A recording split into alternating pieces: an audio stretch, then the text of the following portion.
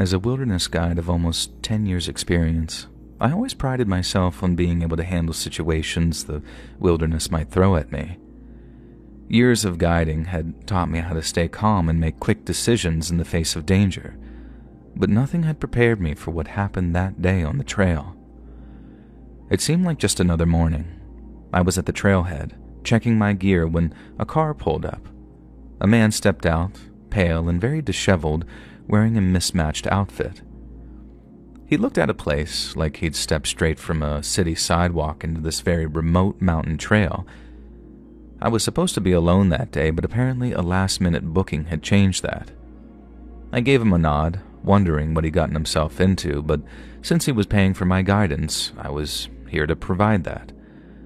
We started off slowly, the trail meandering through thick woods, damp leaves crunching underfoot, and the air was very cool, and it was damp from a recent rain.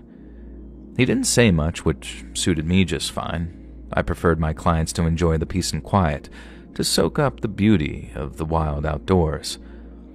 After an hour or so, we stopped for a break, but the man couldn't seem to sit still. I shrugged it off, assuming he was just nervous. Everyone got a bit jittery on their first wilderness hike, then, as we pressed on, he started lagging behind. Normally, I would have encouraged him to keep up, but I could tell that he was struggling, and I slowed my pace, keeping an eye on him. The man seemed almost disoriented, occasionally glancing back as though something was following us up on that trail. But there was nothing there but trees and rocks, and when I asked him if he was okay, he told me he was fine. Hours passed, and we finally reached a clearing. I suggested that we take a longer break, give him time to rest, and he nodded, absently, leaning against a tree, and I noticed that he was almost shaking slightly, but I just attributed that to the chill in the air. I asked if he was okay, though it was more of a formality than a real concern, and he didn't respond. As we continued, I could sense that he was getting more agitated. His eyes darted around, fixating on shadows, looking over his shoulder more frequently. Now, I kept my distance, not wanting to crowd him, but also not sure what to make of his behavior. I figured he was just tense about being out here alone with a guide that he didn't know. But then suddenly, he stopped in his tracks. I turned to ask if he was all right, but before I could, he lunged at me. I stumbled back, trying to maintain my balance. He was wide-eyed, his face contorted with a mix of fear and anger, and he clawed at me, but I managed to sidestep him. I yelled at him, saying something like, "What the hell are you doing?" but he didn't respond. He just kept coming, screaming incoherently, and I backed away, and my heart was pounding, and the man was no longer the quiet, nervous client that I'd started the day with. He was a serious threat. And panic gripped me, but I forced myself to keep calm. My instincts kicked in, and I started thinking about survival. I moved slowly, trying to keep my distance, and as he circled me, I wondered if he was having some sort of mental breakdown. I thought about the nearest town, how far it was from there, and I knew that I had to find a way to escape, but he was blocking the path. The thought of using force crossed my mind. I had my survival knife with me, but I hesitated. The man was clearly disturbed. He was not acting rationally, and if I hurt him, it wouldn't be self-defense, not in the truest sense of the term. It would be a choice to end someone's life who might still be able to otherwise get help. And I couldn't do that, not unless it was the only option left. I backed away slowly, moving towards the edge of the clearing. He followed, still ranting, but without actually saying anything. I wished that I could read his mind and understand what had brought him to this state, but all I had was the sight of a very broken man, lost in his own nightmare. The night was closing in, and I knew that I had to make a move soon or risk getting trapped out in the dark woods. I glanced around for something to use as a non-lethal weapon, but there was nothing except a few fallen branches and rocks, which would either do nothing or actually risk seriously injuring him. There was no safe space here, no easy escape. I was completely on my own. Finally, he stopped, and for a moment it seemed like he might have calmed down. But then, he looked at me again, and that madness returned to his eyes.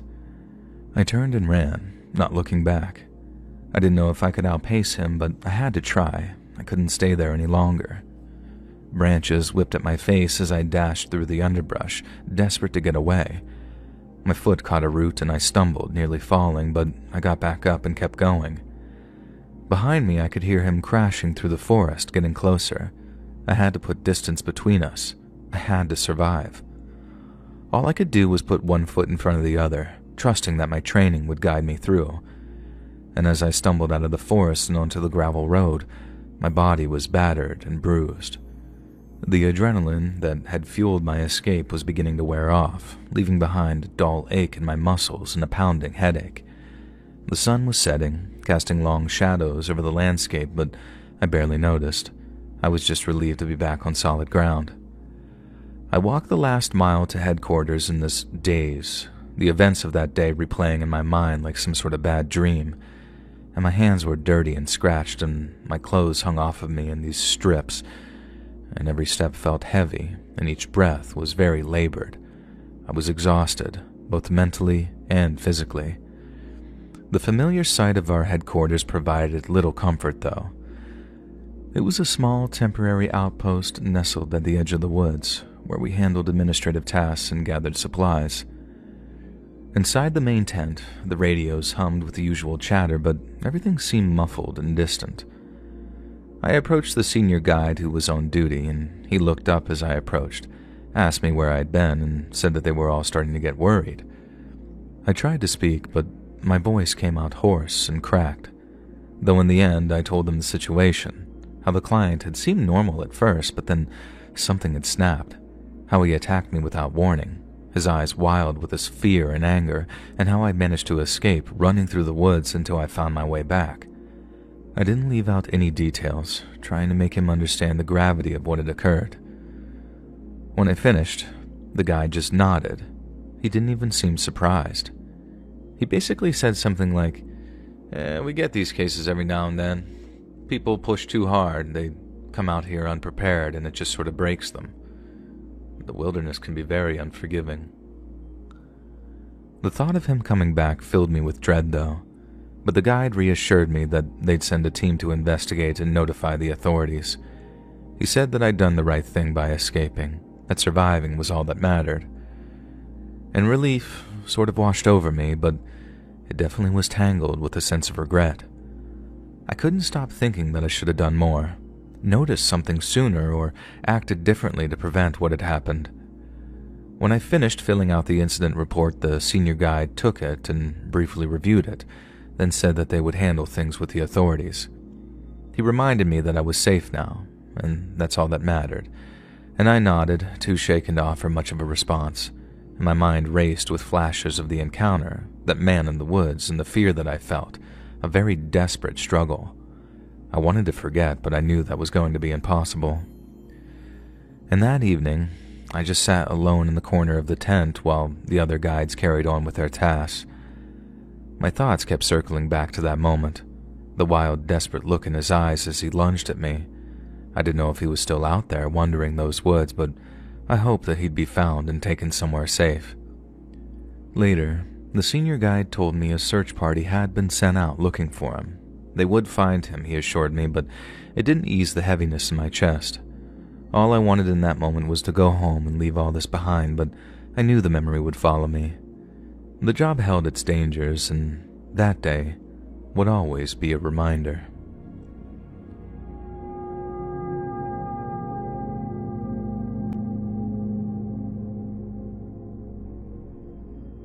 I'm a wilderness guide, and I have been for near on 14 years now.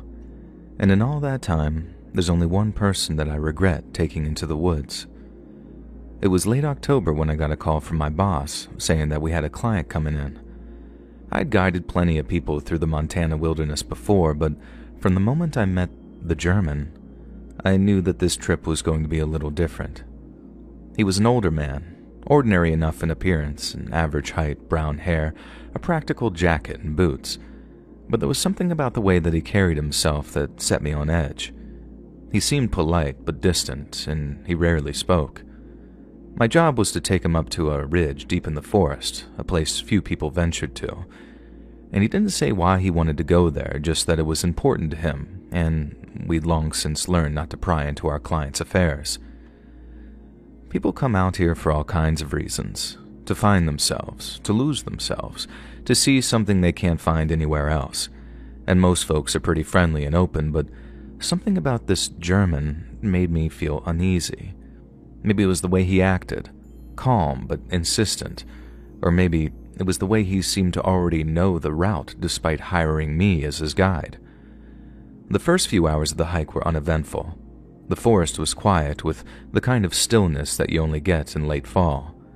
The leaves were mostly down, covering the ground in damp yellows and browns, and the evergreens stood dark and heavy against the gray sky. The German walked close behind me, and his boots were crunching in rhythm with mine.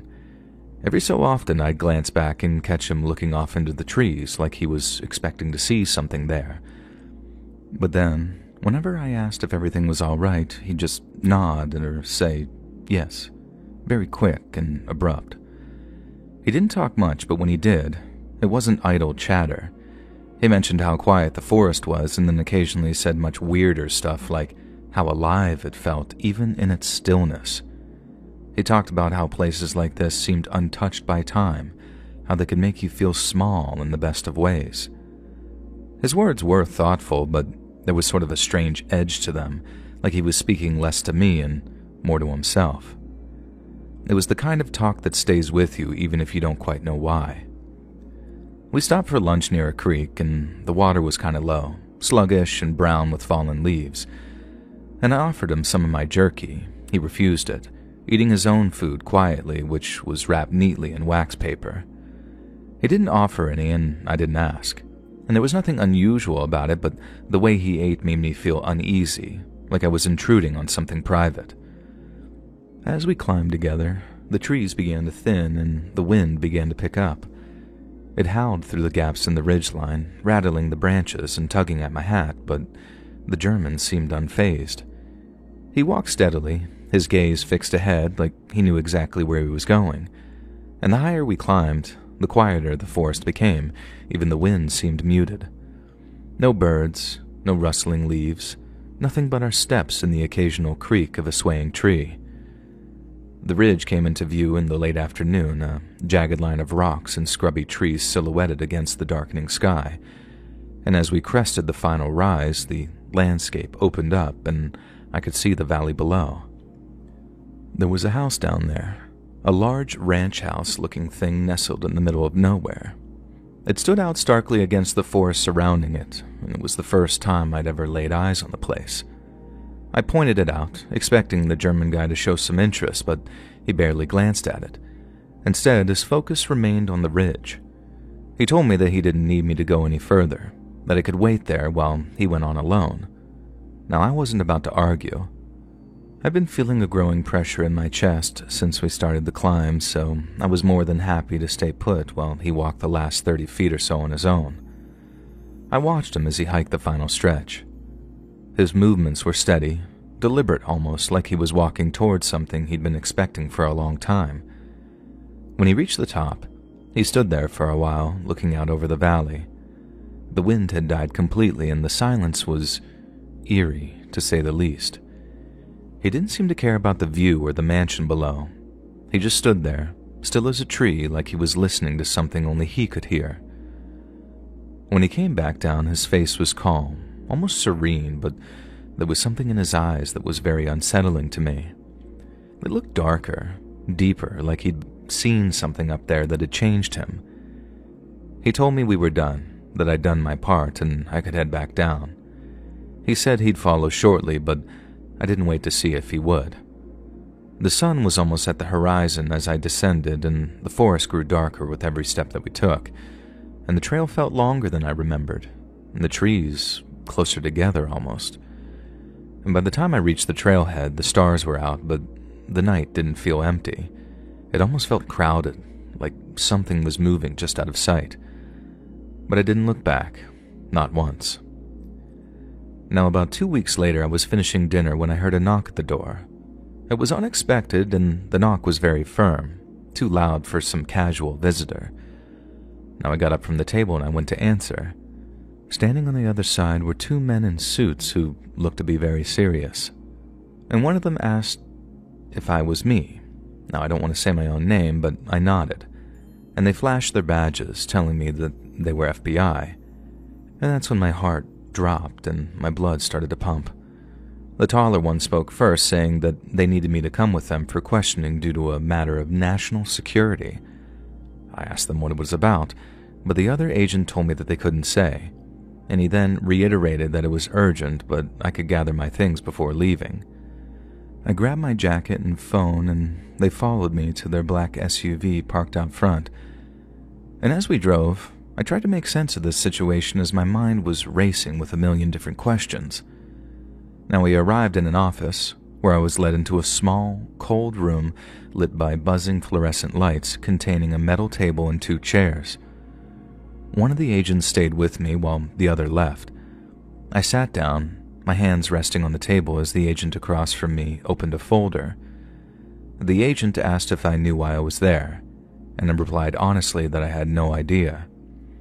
He looked at me closely, as if searching for clues in my expression, and then slid a photograph across the table. It showed a man in his 30s with dark hair and sharp features, and I stared at it, confused, and said I didn't recognize him. The agent continued his cold stare as he questioned me about recent hikes, the people I'd guided, and where I'd been. At least an hour passed, with repeated questions trying to trip me up. Finally, a second agent returned and handed his partner a new photograph, which he placed in front of me. This time, the man in the photo looked older, with graying hair and a very weathered face. It was the German. I told them that he looked like the man that I had guided a few weeks ago, and the agents exchanged a look before asking me for more details about the hike.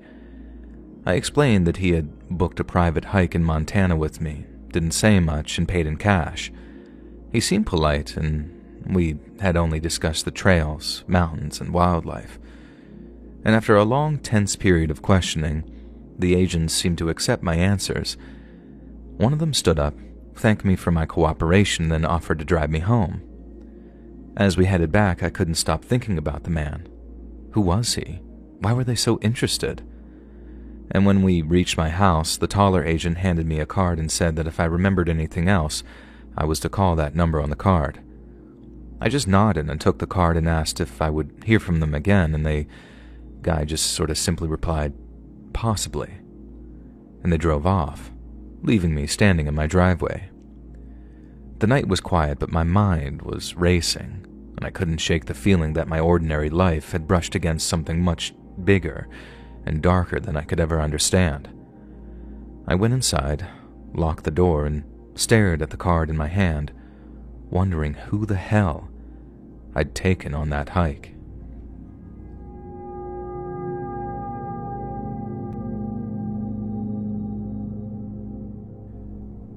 It had been a very good day. I had led a small group of hikers through one of my favorite trails. They had left hours ago, and now I was enjoying the quiet of the woods, and as I turned a corner, I saw something very strange. At first I thought it was a shadow or a branch, but as I got closer, I saw it was a person. They were lying still, partly hidden by the plants, and my heart started to race as I dropped my pack and ran to them. It was a man, maybe in his late 30s, wearing hiking clothes. His face seemed to be pale, and his breath was slow, and his skin felt cold and damp. I checked his pulse, but it was weak. I called out, hoping that he would wake up, but he didn't move, and I didn't know what had happened. Maybe he had fallen, or was too thirsty or sick, and I didn't have time to figure it out. He needed help right away, so I grabbed my radio, but I knew this part of the park didn't get good signals. I tried anyway, but it didn't work. The nearest ranger station was over 3 miles away, and the trail was rough, and I had to decide in that moment, leave him and get help or carry him myself, and I couldn't just leave him there alone. "Okay, let's do this," I said, more to myself than to him, and I used the gear in my pack to make a sling and tied his arms across his chest, and then I lifted him onto my back. He was heavy, but I carried lots of gear on hikes, so I knew that I could do it, adjusting his height, and I started walking. The first part was the hardest. The muscles burned, and the rocky trail made it hard to keep my balance. The sun went down, and it got dark fast. I stopped to get my headlamp, and its light cut through those shadows, helping me see the path. And as I walked, I kept listening to make sure that he was still breathing, and I was glad to hear the faint sound of it. I talked to him as I went, even though I didn't know if he could hear me. "You're doing great," I told him. "We're almost there." The forest at night was noisy in a way that I usually loved. Owls hooted, small animals rustled in the bushes, and crickets chirped, but tonight it felt very lonely. It reminded me of how far we were from help, and the trail felt endless. My legs were tired, and my back ached from his weight, but I didn't stop for long. It was getting colder. I could feel the chill even though I was sweating, and I knew that he must have been freezing. At one point, I slipped on loose gravel and fell to one knee, and this pain shot through my leg, and I thought that I might not be able to keep going. But then I thought of this guy, unconscious and depending solely on me. It caused me to get up, shift his weight, and kept walking. I finally, after what felt like forever, saw the lights of the ranger station, and relief gave me the energy to make it the rest of the way, and I stumbled into the clearing and shouted for help. 2 rangers ran out, looking surprised and worried. I told them that I found this guy on the trail, that he was unconscious, and that his breathing was shallow. The rangers quickly laid him on a stretcher and checked him. One called for an ambulance and the other started first aid, and I just sat on the bench, completely exhausted. They told me I did a good job, and I just nodded, too tired to speak. As I watched them work, I felt a very strange mix of feelings. I was glad that he was in safe hands now, but I was worried about what had happened to him, and I felt thankful that I had the strength to carry him and the training to help. Later, I sat in the kitchen with a hot cup of coffee. One of the rangers came to tell me that he was dehydrated and overheated, but was stable. They told me I did good, and I just said, I'm doing my job. That night, laying on a cot that they set up for me, I just stared at the ceiling. I felt proud. The wilderness had tested me, and I had done what needed to be done. And this is why I became a guide, not just to show people the beauty of nature, but to help them when they need it most.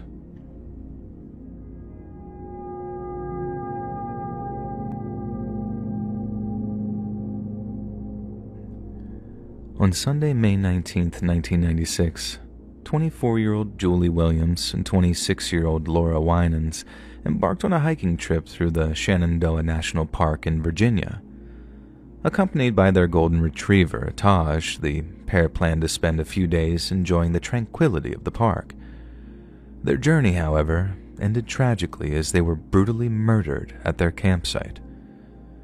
Despite initial suspicions pointing towards a man from Columbia, Maryland, the case against him fell apart, leaving the crime unsolved for years. It wasn't until June of 2024, 28 years after the murders, that authorities announced a significant breakthrough. Reevaluating the evidence and conducting advanced DNA testing revealed that a convicted rapist, Walter Leo Jackson Sr., who was already deceased, was responsible for the brutal slayings of Julie and Laura. His identity as the perpetrator behind the crime in this otherwise serene park was confirmed, finally providing a measure of closure for the victims' families. Laura Lolly Winans was born into a privileged family in Michigan, but chose a different path in life. Friends described her as a down-to-earth person and very adventurous, and after dropping out of college, Lolly moved to Maine in 1994, where she attended Unity College and worked as a wilderness guide. Known for her love of microbrews, fish, and the outdoors, Lolly was unapologetically herself, embracing a lifestyle far removed from societal expectations. Julie Williams, who preferred to be called Julie, was passionate about sports and geology. A high achiever, she won the Minnesota State double tennis championship in high school and traveled to Europe in college to study dinosaur extinction. Graduating summa cum laude, Julie was fluent in Spanish and worked at a bookstore in Burlington, Vermont. She was about to begin a new job in Lake Champlain, Vermont, when tragedy struck. The two women met at Woods Women, Inc., a nonprofit organization focusing on education and adventure travel for women based out of Minneapolis. It was at this charity in 1994 that they forged a bond, sharing a love for hiking and the outdoors. Woods Women Inc. was often referred to as the grandmother of women's outdoor adventure groups, having served over 8,000 women and 1,200 children from 1977 to 1999. Their tagline, "Adventure is the best souvenir," perfectly encapsulated their shared passion. The relationship blossomed despite their different backgrounds, and the couple's love for hiking and spending time in the outdoors was a common thread that brought them together.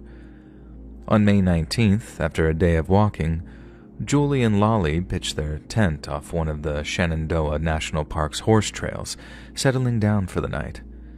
They chose a peaceful spot next to the mountain stream near the Bridle Trail, a section of the horse trail system that runs from Big Meadows to Skyland. Shenandoah National Park, founded on December 26th of 1935, stretches over 100 miles along the Blue Ridge Mountains. Located between the Shenandoah Valley in the west and the Piedmont region in the east, the park covers 197,411 acres, including mountain streams, more than 500 miles of hiking trails, and nearly 80,000 acres of designated wilderness. Skyline Drive, constructed in the 1930s by the Civilian Conservation Corps, offered 105 miles of scenic overlooks, trailheads, picnic areas, and campgrounds. Another popular way to explore the park is by hiking the Appalachian Trail, which runs across the park for about 100 miles. The park was busy that Memorial Day weekend, with hikers and sightseers enjoying the natural beauty. It was on May 31st that Thomas Williams, Julie's father, contacted the authorities to report the women missing after they failed to return from their hike. Park rangers set out to search the area, finding the car parked near Skyland Lodge, and the search quickly focused on nearby trails, and they found Taj, the golden retriever, wandering without a leash. However, there was no sign of Julie or Lolly. Bridget Bonnet, Deputy Chief Ranger at Shenandoah National Park, recalled the frantic efforts to locate the women. "We started doing hasty searches to cover all of those trail corridors in that general area to see if we could locate them.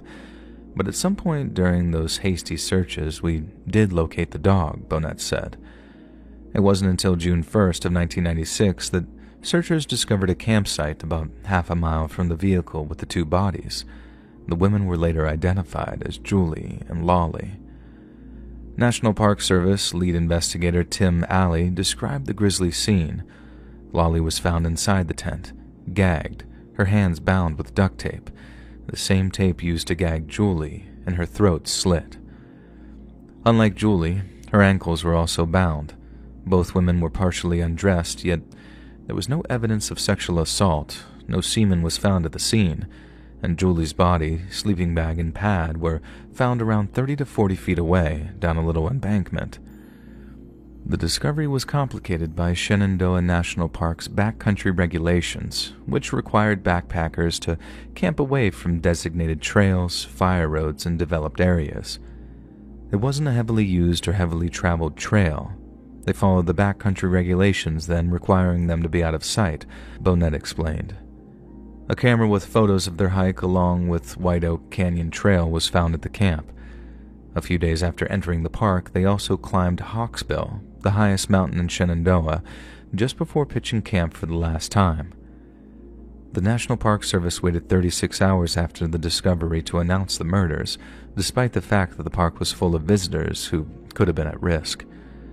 When the announcement was finally made, Acting Park Superintendent Greg Stiles called it an isolated incident, without providing any basis for such a statement. The FBI later categorized the murders as random. Solving the crime was a daunting task, given the high number of visitors to the park in 1996, 1.57 million people. Shenandoah National Park's law enforcement authority rested exclusively with the federal government. The park's law enforcement staff, in collaboration with the FBI and Virginia State Police's crime scene unit, secured the crime scene and began investigating. Special agents combed through evidence, photos, and interviews, working tirelessly with the Virginia State Police to process the crime scene given the lack of equipment at the time. A disturbing parallel to the murders of Julie and Lolly occurred on July 9, 1997, when Yvonne Malbasha, a tourist from Canada, was attacked while cycling on Skyline Drive. Separated from her friend, Malbasha was forced off the road and nearly abducted by Daryl David Rice, a man with no previous criminal record. Rice was apprehended trying to leave the park, and his vehicle was found to contain hand and leg restraints indicating predatory behavior. Rice was in his late 20s, single and living in Columbia, Maryland. At the time of his arrest, he was working at Maryland's MCI System House, but he was fired in June 1997 due to hostile behavior.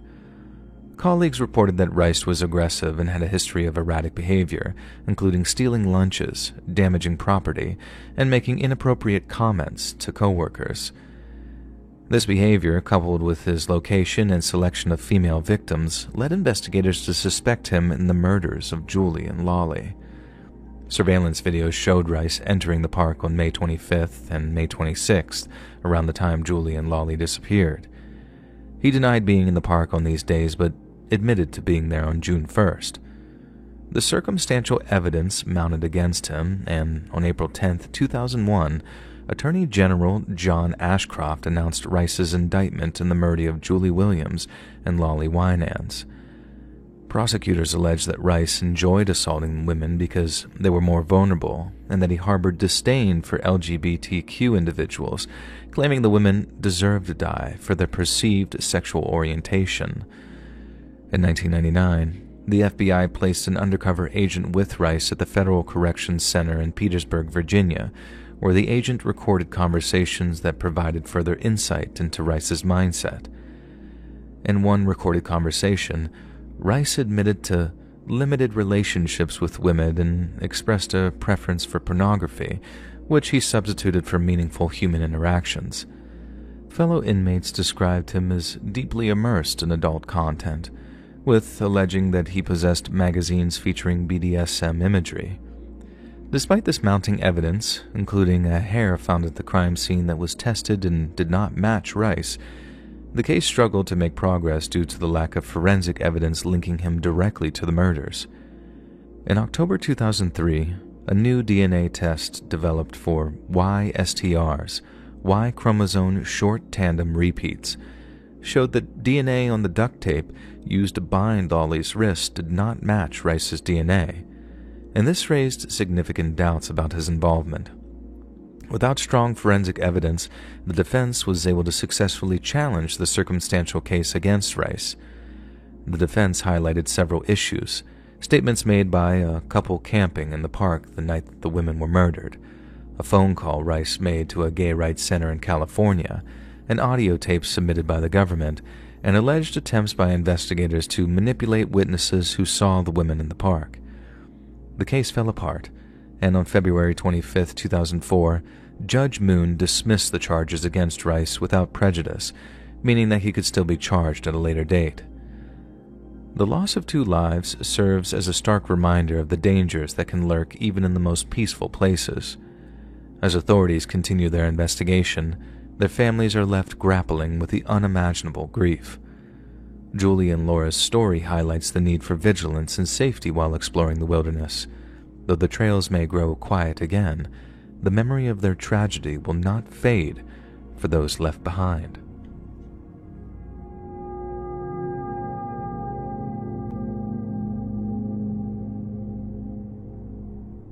In 2016, seasoned hiker and wilderness guide Chris Fowler set out to complete the Pacific Crest Trail. Known as the PCT, the 2,650-mile-long trail stretches from the state of Washington to the Mexican border, and traversing it had been one of Fowler's lifelong dreams. He was 30 years of age when he began his journey, and he was said to have relished the opportunity to challenge himself both mentally and physically. As a former military man, he had adapted to a life of routine and discipline. Then as a civilian, Chris developed a longing to venture further afield than his desk job and the grocery store. Friends and family described him as someone who was always prepared for any situation, with a well-planned gear list and a careful approach to navigation. Fowler was also careful to log his journey on social media so that friends and family would know his rough location at any one time. But when Chris's routine documentation suddenly stopped, his loved ones began to grow concerned. The PCT stretches through some of the most remote and rugged terrain in the entire United States and presents a unique set of challenges to even the most experienced hikers. It's not unheard of for people to suffer mishaps while traveling along it, with potential causes ranging from falls to exposure to wildlife encounters. Fowler, on the other hand, appears to have suffered something much more sinister and unexplainable. He started his journey at the trail's southern terminus on April 9th of 2016, near the small town of Campo, California. He made steady progress for the first 3 weeks, posting photos and videos to his social media pages, and was believed to be hitting his various distance goals quite comfortably. However, on May 3rd, Fowler's social media went dark. The last message that he sent was to a fellow hiker that he had met on the trail, saying that he was near a popular spot among the trail in Northern California called Castle Crags. This marked the first time Fowler's progress seemed to wane, as he was at least a few days behind his intended pace. And after that, his social media activity ceased, no further messages were sent, and his phone went silent. By mid-May, when Fowler failed to check in with his friends and family, their concerns began to grow. His parents then contacted Northern California's Shasta County Sheriff's Department, and after explaining their situation, local deputies formed the vanguard of the subsequent search and rescue effort. For weeks on end, California SNR teams scoured the area surrounding Castle Crags in the hopes of finding a clue to Fowler's whereabouts. Aerial searches, ground sweeps, and even trained sniffing dogs were deployed, but frustratingly, all efforts were fruitless. Fowler's disappearance was puzzling, not only because of his vast experience as an outdoorsman, but also because there were no signs of struggle or distress at the locations he was known to have visited. To some, it was as if Chris Fowler had simply vanished. As the investigation continued, several theories and possible explanations began to emerge.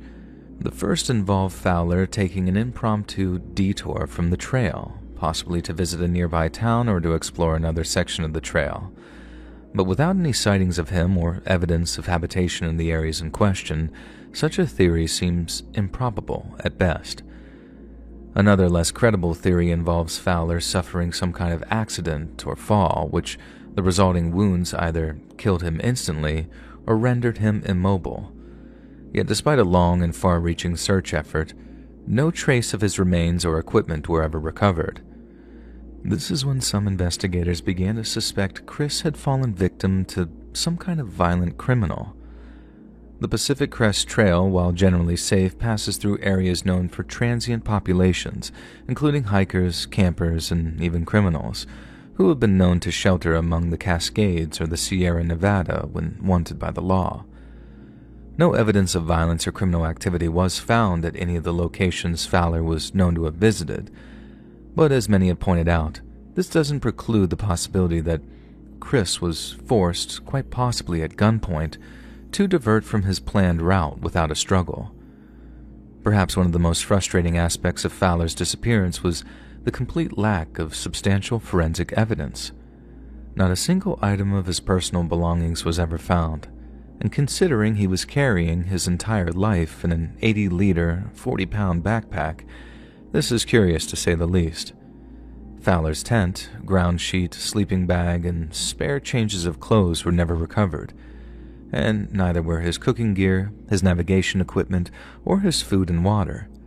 None of Fowler's toiletries were ever recovered, nor were his sunglasses, his phone, or the portable charging banks that he used to keep it powered.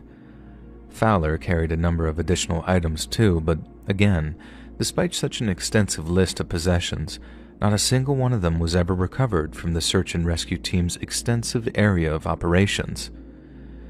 The lack of evidence fueled speculation regarding Fowler's death or potential abduction. But without a body or direct witness, investigators were left only with disparate theories. Adding to the complexity were the challenges of searching such a vast and unforgiving landscape. The Pacific Crest Trail cuts through dense forests, alpine meadows, and remote stretches where mobile phone signals are weak or non-existent. Such rough terrain proved a great hindrance to search and rescue efforts, while regional weather proved an equally formidable foe. Weather conditions among the Pacific mountain ranges are known to change rapidly, with fast-moving weather fronts sometimes obscuring a hiker's visibility. Coupled with terrain quite easily capable of leading someone astray, such a turn could have proven fatal to even the most experienced outdoorsman. Despite the extensive search, it was as if Fowler had slipped through the cracks of the wilderness, leaving no trace whatsoever behind. Years went by, but Fowler's case was not forgotten. His parents continued to appeal for information, keeping his disappearance in the public eye through social media campaigns and tear-jerking media interviews. And once a year, around the anniversary of Chris's disappearance, friends and family organized hikes in his memory, hoping that someone might have new information or come forward with a clue. But as of the time of writing this, the case remains open. Some theories persist, ranging from the possibility of a tragic accident to the idea that Fowler could have chosen to disappear deliberately. However, there has been no concrete evidence to support such claims, and neither is there any proof that Chris was attacked or abducted. Chris Fowler's story is a stark reminder of the risks involved when venturing into the wild. It underscores the importance of preparation, the need for communication while on the trail, and the challenges faced by law enforcement when trying to solve cases in remote areas. For those who knew him, Chris remains a symbol of resilience and an enduring mystery, a reminder that even the most experienced adventurers can disappear without a trace. While the answers to what happened to Chris Fowler may never be fully known, his story continues to prompt questions about safety in the wilderness and the thin line between exploration and danger.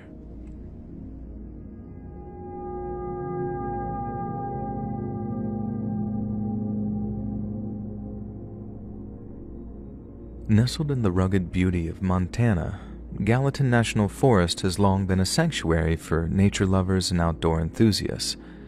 Spanning over 2 million acres, its dense forests, rushing rivers, and remote trails offer a breathtaking escape from modern life. However, in the summer of 2005, the serene wilderness became the backdrop for a chilling crime that remains etched into local memory: the Gallatin National Forest murder. On August 14, 2005, a seasoned wilderness guide, Mark Hendricks, was leading a small group of hikers on a multi-day trek through the forest's remote trails. An early riser, Hendricks often scouted ahead to ensure the path was safe for his group.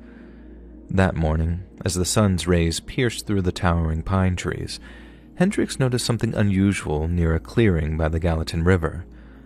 Strewn across the forest floor were signs of a hastily abandoned campsite, a smoldering fire pit, a scattered sleeping bag, and a tipped-over camp chair. A few steps further, Hendricks stumbled upon a horrifying scene. A man, later identified as 32-year-old Ethan Grant, lay lifeless near the riverbank. His body bore multiple stab wounds and his throat had been slashed. Blood splatter patterns on nearby rocks and foliage indicated a violent struggle. Ethan Grant, a freelance journalist from Denver, Colorado, was known for his passion for outdoor adventures and his knack for storytelling. He had come to Gallatin National Forest to work on a piece about solo wilderness camping, a trend gaining popularity among thrill seekers. Friends described Grant as meticulous and cautious, someone who meticulously planned his trips and carried an arsenal of survival gear. Local law enforcement and the Gallatin County Sheriff's Department took the lead in the investigation, with the assistance from the FBI due to the possibility of interstate elements. Initial evidence collected at the scene included a bloodied hunting knife found partially submerged in the river and footprints leading away from the campsite. Forensic analysis revealed no fingerprints on the knife, but DNA from the blood on its blade matched Grant's. Further investigation of Grant's belongings, including his tent, journal, and camera, provided few clues. His journal entries stopped abruptly on the evening of August 12th, suggesting the attack occurred later that night. Witness statements soon provided investigators with a potential lead. A day before Grant's murder, two hikers, Sarah Mills and Jake Porter, reported encountering a suspicious man on a nearby trail. They described him as disheveled, carrying a large backpack and acting aggressively when they declined his request for food and cigarettes. The man, later identified as 45-year-old Thomas Blake, was a transient known to frequent the area. Blake had a history of petty crimes, including theft and assault, and was known to harbor a deep mistrust of authorities. Investigators learned that he had been seen in Gallatin National Forest during the week of the murder. A search of local shelters and encampments eventually led to his arrest on August 18th.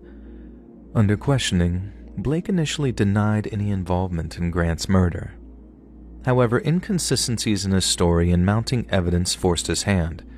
Investigators found traces of blood on his shirt and his backpack that matched Grant's DNA. Blake eventually confessed, claiming he acted in self-defense after a confrontation with Grant. Blake alleged that he had approached Grant's campsite seeking food and shelter, but the encounter turned hostile when Grant refused. According to Blake, a physical altercation ensued, during which he grabbed Grant's hunting knife and stabbed him in a panic. Forensic evidence, however, contradicted parts of Blake's account, suggesting a premeditated attack. Thomas Blake's trial began in early 2006 and captivated the local community. Prosecutors painted a picture of a desperate man who targeted Grant out of anger and envy. They argued that Grant's refusal to help Blake triggered a violent outburst, leading to a brutal and unprovoked attack. The defense, meanwhile, clung to the self-defense narrative, citing Blake's transient lifestyle and lack of resources as mitigating factors. After 2 weeks of testimony and deliberation, the jury found Blake guilty of second-degree murder, and he was sentenced to 25 years in prison without the possibility of parole. The Gallatin National Forest murder left a lasting impact on the outdoor community. Grant's death served as a grim reminder of the potential dangers of solo camping, no matter how prepared or experienced one might be. In the years following the crime, wilderness safety programs emphasized the importance of staying in groups, carrying communication devices, and being cautious of strangers. For Mark Hendricks, the discovery of Grant's body marked a turning point in his career. Though he continued to lead wilderness treks, he became a vocal advocate for safety and security in remote areas.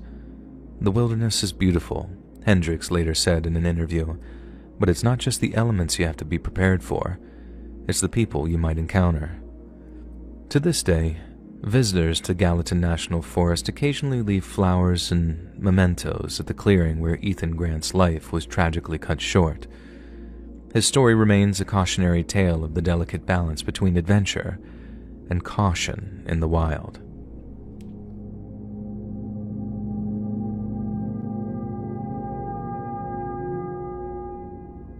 Robert Hansen, also known as the Butcher of Baker, was one of the most chilling serial killers in Alaskan history.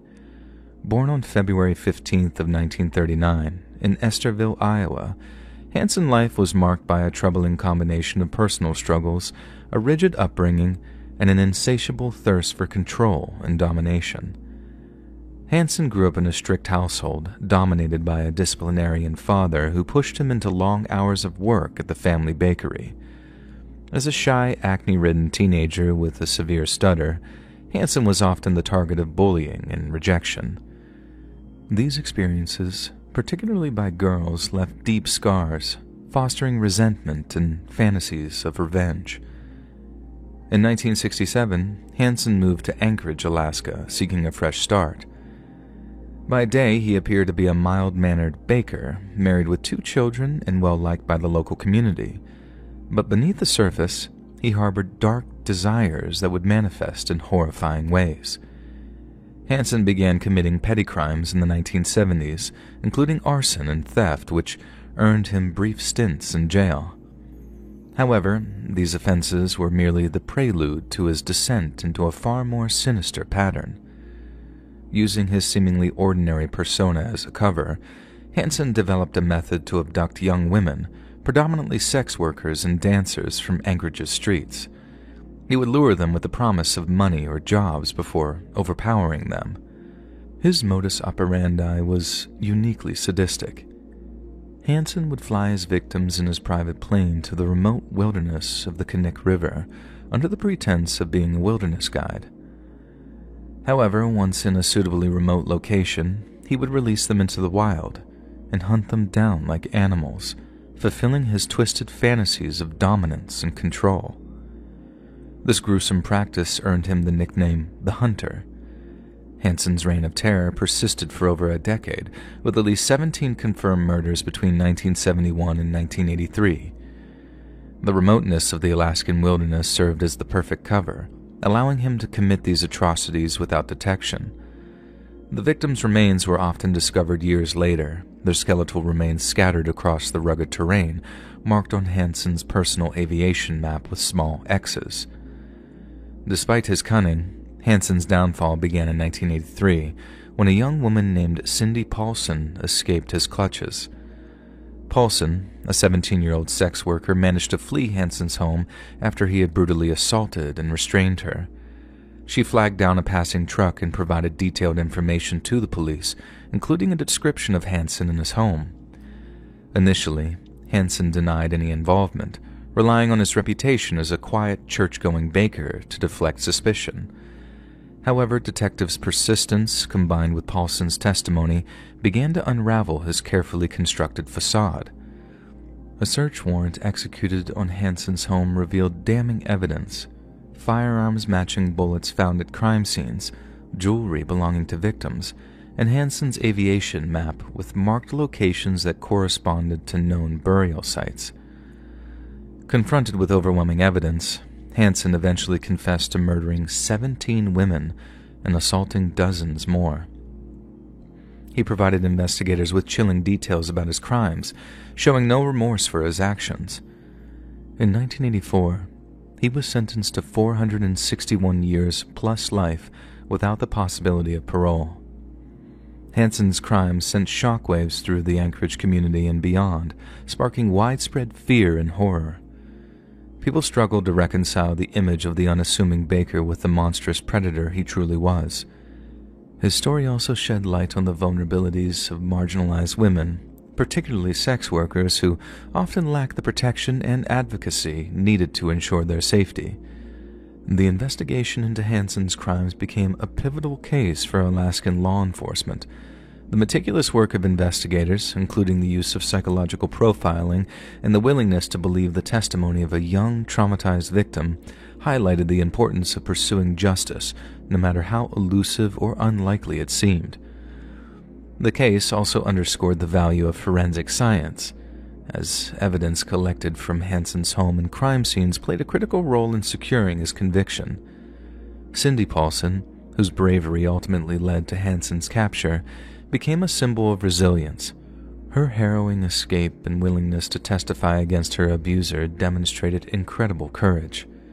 Her actions not only brought an end to Hansen's killing spree, but also gave voice to countless victims who could no longer speak for themselves.